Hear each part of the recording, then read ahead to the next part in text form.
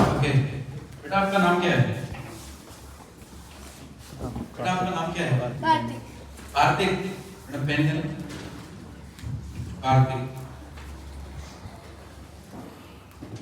कार्तिक बच्चे का basic analysis कर दिया है और मैं आपको बता देता हूँ, आप यहाँ वेरीफाई कर देंगे, ठीक है? और मैं इनके पेरेंट्स से कहूँगा कि सर ये मेरी परीक्षा की घड़ी है और सभी लोग ऐसे देख रहे हैं जैसे हम लोगों को नहीं होता पाकिस्तान इंडिया का मैच हो रहा हो, लास्ट बॉल है, भाई लगाने चाहिए। नो प्रॉब्लम, आप लोग मेरे साथ हैं, मैं आपके साथ में हूँ, मैं बताता हूँ, ठीक है? और आई होप कि सर आपका बेटा है?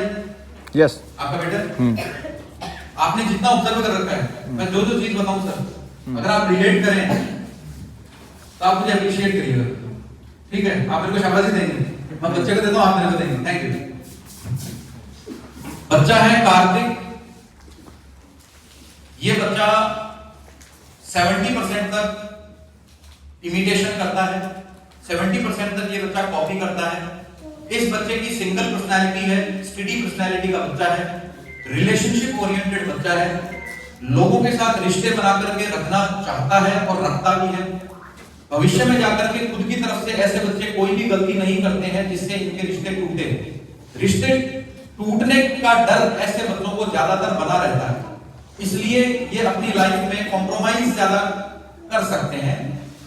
तीसरा, ऐसे बच्चे जो होते हैं वो हेल्पफुल नेचर के होते हैं, मदद करने वाले होते हैं। ऐसे बच्चों को ज्यादातर देखा जाता है कि क्लास के अंदर किसी के पास पेन नहीं है तो उसको पेन दे दिया, पेंसिल नहीं है पेंसिल दे दिया, अपने टिफिन बॉक्स का कोई खाना खिलाना है कि भैया तू खाना नहीं लाया, चल मेरे ये एक पराठा तो मेरे यहाँ से खा ले, तेरे पास में नोटबुक नहीं है, ले ये ले। ऐसे बच्चे मदद करने वाले होते हैं। इस बच्चे का नेचर सर ऐसा है कि ये बच्चा हाईली फ्लेक्सिबल है, हाईली फ्लेक्सिबल। फ्लेक्सिबल का मतलब ये है कि ये एक ऐसा लोहा है जिसको आप जैसे चाहो वैसे मोड़ सकते हो। इसका मतलब ये है कि अगर आप ऐसे बच्चों को प्रेम प्यार से कुछ भी बात अपनी मनाना चाहो, ये मान जाता है। ये उसको ऐसे बच्चों को मैं एक बात यहाँ पे कहूंगा सर कि ऐसे बच्चों में जिद जो होती है, जिद, कई बच्चों में तो सर बहुत ज्यादा जिद होती है, वो जिद लेके बैठ जाते हैं 3 दिन 5 दिन 10 दिन कि नहीं। ऐसे बच्चे जो होते हैं वो चलो बचपन में अगर आपको लगे कि बच्चे ने ये कह दिया, लेकिन ये ज्यादा लंबे समय तक जिद को रिटेन नहीं कर सकते। जैसे ही आप प्रेम पूर्वक या प्यार पूर्वक कोई भी चीज करेंगे, डाउन मार जाएंगे। वहीं पर दूसरे बच्चे जो होते हैं जो कि ये नहीं है, उनको चाहे कितना ही प्रेम प्यार से कहो, वो कहेंगे नहीं नहीं नहीं, नहीं। आप मेरे को पागल बनाने की कोशिश कर रहे हो, मैंने वो बोला था वो रेड कलर की टी शर्ट मुझे लेनी है तो वो लेनी है, मुझे चाहिए तो चाहिए। तो उनके पेरेंट्स को बेचारों को चाहे रात के 9 बजे हो तो भी जाकर के दुकान खुलवा के देनी पड़ती है कई बार समझते हो, लेकिन आपका बच्चा ऐसा नहीं है। ये हाईली फ्लेक्सिबल है सर, आप इसको मोड़ सकते हैं, आप अपने अनुसार इसको चला सकते हैं, आप अपने गाइड के अनुसार चला सकते हैं। इसकी वजह से एक माइनस पॉइंट है यहाँ, वो बता देता हूँ। इस बच्चे के ऊपर संगति का असर बहुत ज्यादा पड़ रहा है, कई लोगों पे संगति का असर कम पड़ता है। पेरेंट्स बैठे हैं, मैं ठीक बताऊं? चलिए, हम लोग जब बैठे होते हैं, इस बच्चे के कॉन्टेक्स्ट में बता रहा हूं कि संगति का असर इतना ज्यादा है कि जिस तरीके से हमारी कार जाती है और फास्टैग लगा हुआ होता है, तो फास्टैग स्कैन हुआ, पेमेंट कट गया, कार आगे चली गई। एज इट इज इस बच्चे के साथ में हो रहा है। तो इसकी बच्चे की आंखों के सामने, इसके कानों के सामने, इसके आसपास जो हरकतें हो रही हैं, जैसे एनवायरनमेंट में ये रह रहा है, जैसे घर में रह रहा है, जैसे इसके दोस्त हैं, उनका असर इसके ऊपर बहुत ज्यादा पड़ रहा है। और इसी वजह से ऐसे बच्चों को कभी भी हॉस्टल में छोड़ने से पहले, पीजी में छोड़ने से पहले, दोस्तों के बीच में छोड़ने से पहले आपको हाईली अलर्ट होना पड़ेगा कि आप किन लोगों के बीच में इस बच्चे को छोड़ रहे हो, वरना ये एजिटिव वैसा का वैसा अपने दिमाग के अंदर कॉपी और पेस्ट कर रहा है कि वो बच्चा ऐसा कर रहा है मैं भी कर लेता हूँ, वो बच्चा वहां जा रहा है मैं भी चला जाता हूँ, वो बच्चा ये कर रहा है मैं भी ये कर लेता हूँ। इस तरीके की टेंडेंसी ऐसे बच्चों की ज्यादा मिलती है, तो वहां पर हमें ध्यान रखना है। इस बच्चे को आगे बढ़ाने के लिए जो एक चीज मैं यहाँ पे देख रहा हूँ, आगे बढ़ाने के लिए एनकरेजमेंट की जरूरत ज्यादा रहती है।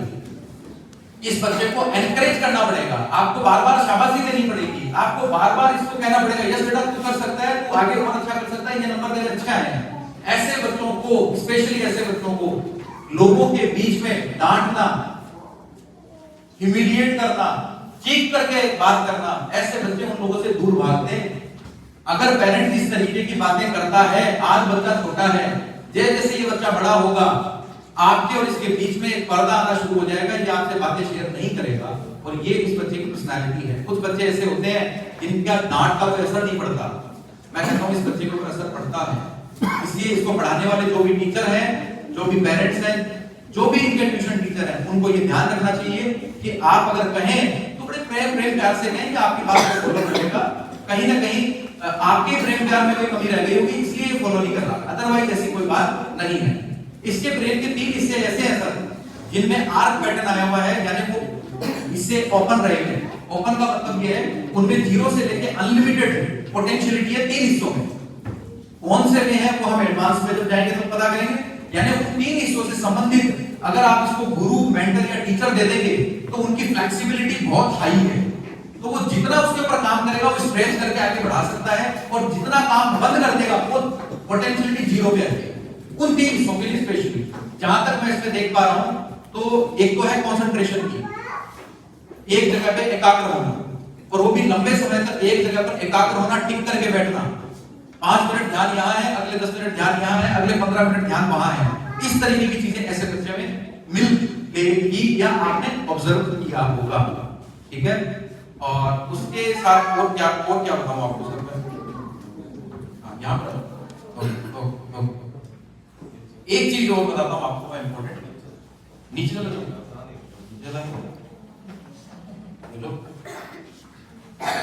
एक चीज और है सर, इस बच्चे में 20 से 30%, मैं 30% कह देता हूँ, एग्जैक्ट होगा 30% तक ये बच्चा रिफ्लेक्टिव लर्नर होगा।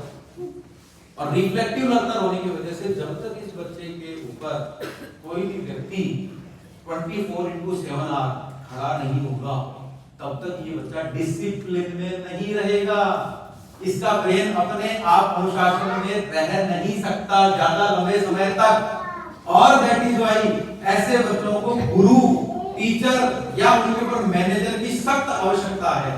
बिना इनके अगर इनको छोड़ दिया, आप सोचते हो यार मेरा बड़ा वाला बेटा तो ऐसे नहीं करता, वो तो अपने आप सारी चीजें कर लेता है, ये नहीं कर पाता। इसको हमेशा ही एक मैनेजर की जरूरत है। ऐसे बच्चों की जब शादी हो जाती है तो इनकी वाइफ को बोला जाता है बेटा तेरे को मैनेज करना है, तेरे को इसका ध्यान रखना है, वो तो ऐसे थोड़े होता है, ऐसे ही करना है बेटा, ये तो कर लेगा, इसमें कमी नहीं है, बस इसको चलाने वाला चाहिए। गाड़ी अच्छी है लेकिन ये कहती है तेरे को चलाने वाला अच्छा होना चाहिए।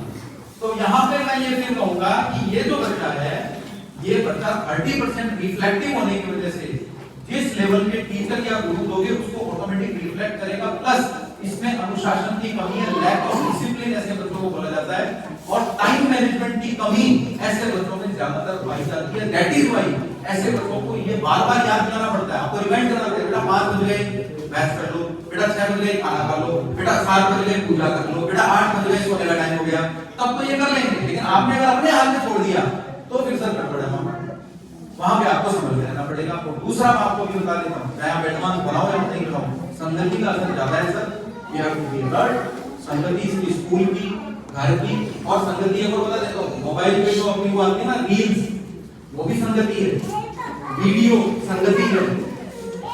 और वो किस तरीके का कंटेंट ये देख रहा है, क्या एजुकेशन रिलेटेड देख रहा है, क्या नाच गाने संबंधित देख रहा है, क्या वीडियो गेम से रिलेटेड देख रहा है, सर आपको ध्यान देना पड़ेगा वो कंटेंट किस लेवल का है। क्योंकि वो ब्रेन आज ये डेटा अंदर जा रहा है, बाहर हो सकता है 1 साल बाद या 2 साल बाद में निकलेगा, जब परिस्थिति है at that time.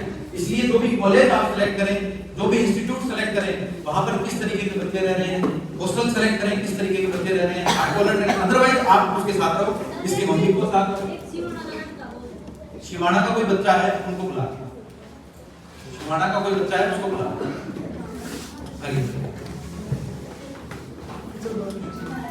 Sir that's it, मैं इतना ही कहना चाहूंगा। Thank you. और